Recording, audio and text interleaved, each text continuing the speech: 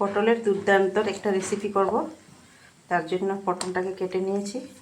এখানে অল্প হলুদ লবণ মেখে নিয়ে এটাকে একটু লাল করে ফ্রাই করে নেব।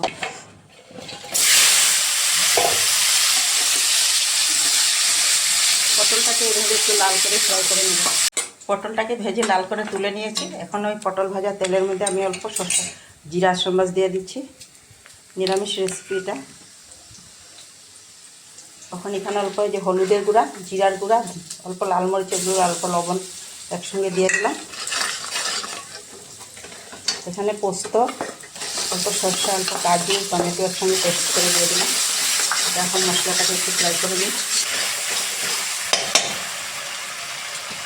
সরষে পোস্তটা ফ্রাই হয়ে গেছে। এখন পটল দিয়ে এটা আরেকটু ফ্রাই করে নেব।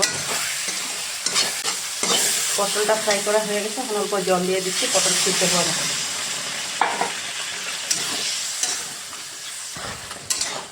পটলের রেসিপিটা হয়ে গেছে, আমি নামিয়ে নিচ্ছি। এখন সরষে পোস্তা দিয়ে আমার পটলের রেসিপিটা হয়ে গেছে। কেমন হয়েছে একটু কমেন্ট করে জানাবেন।